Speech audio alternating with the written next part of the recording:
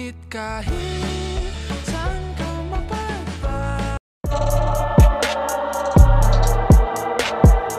Mr. Chair Marcolita, so gusto ko lang sagutin yung mga paratang sa akin kasi ako ay isang as in contractor, flood control.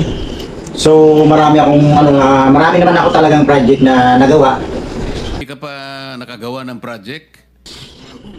Lahat ng nagawa ko yan puro sablay kasi Walang ginawa kahit isang araw hindi nagtrabaho, wala kang makita, puntahan ninyo, wala kayong makita kahit na ano. nga.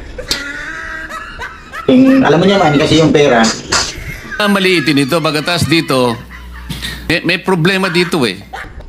Ginagamit ko yan eh. So live tayo. Andito tayo sa tulay ng Tubana. Ito marami akong binili mga sasakyan. Iba-ibang klase sasakyan. So makikita nyo naman kung ano ang estado ng buhay ko. Na kung bakit ako yumaman talaga dito dahil dito sa gobyerno natin. At maraming salamat at meron akong mga pinagkukunan ng limpak-limpak na salapi. Nasaan ninyo dinala yung 500 billion pesos flood control funds? Control dun sa flood. Talaga sa totoo lang, hindi ko makontrol yung flood. Kasi papakita ko sa inyo, marami talagang malalim ang baha, kaya hindi mo talaga makukontrol yun. Kaya patawa ka talaga, Mr. Chair, ah. Sinabi mo, hindi ka pa nakapag-umpisa eh. Meron akong hawak na martilyo rito, sinasabi ko sa'yo. Mr. Chair. Huwag kang tatawa-tawa kasi hindi nakakatawa ito ha. Ayan. Ay, oo nga sir, Mr. Chair, mayroon pa pala ako marami na akong nagawa. Mahirap naman eh, may martilyo ka naman kasing dala-dala, siyempre, kahit sino naman talaga, kakabahan ako dyan kasi may dalang martilyo eh, huwag naman sana martilyo. Dapat kung mag-iimbestiga ka, wala kang dalang martilyo, huwag ganun. Kasi 200 Pilipinong inosente ang namatay dahil sa baha. So nakakuha ako ng 65 billion. So yun. Isang ghost flood control project ang natuklasan ni Pangulong Ferdinand Marcos Jr. nang mag-inspeksyon sa Purok 4, Barangay Piel sa Baliwag, Bulacan ngayong Miyerkules ng umaga. Yung iba, pinabili ko ng materialis. Dun sa hardware, tapos sa patay ako ng building yun. Yung mga hardware ko yun. Talaga, yung project ko na yun, nakikita niya yan. Oh no! Need backup.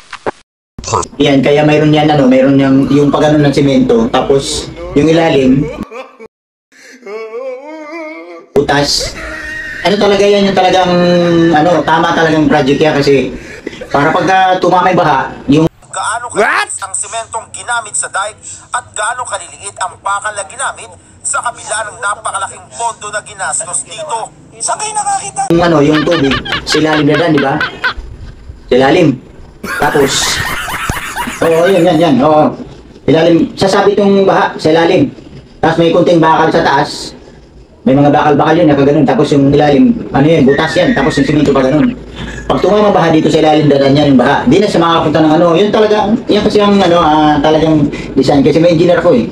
Kung paano gawin yung na yan, yung flood control na yan. Ginawa kahit isa ni minsan. Pagkatapos, sinabi sa barangay na magpapatulong para ilalagay nila yung project. Tapos umatras din. Kahit walang galaw sa proyekto, nakakubra ng halos 50 milyong piso ang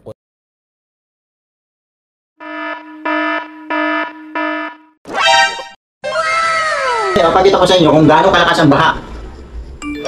Mr. Chair, talagang binisita ko yan. Yung makita ko yung baha na yan.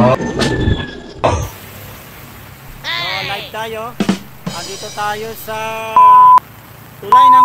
Ang lakas ng baha. Kaya sinubukan ko i-control yung baha, hindi ko makontrol yun. Kaya kahit anong gawing flood control gagawin natin, pinuntahan ko nga yun eh. Nung nakita nyo ako, halos tumaraw na sa tulay. So kasama ko nga yung misis ko, sagsaga ng ulan yun. Sinubukan namin punta namin yung misis ko, makukontrol namin baha. Hindi namin makontrol yung natawag na flood control. So yun talaga. Napakahirap talaga, Mr. Chair. 40 billion ang sinasabi niya. Naniniwala ka, Mr. Senator? Ano yung NFTC, Mr. Chair? Di ko... Net Financial Contracting Capacity. Kung bakit ako nakasali din sa na yan, sa project na yan na 15 liability ko, nasa ano yun, nasa 40 billion yung pera ko na nakaano dun sa bangko.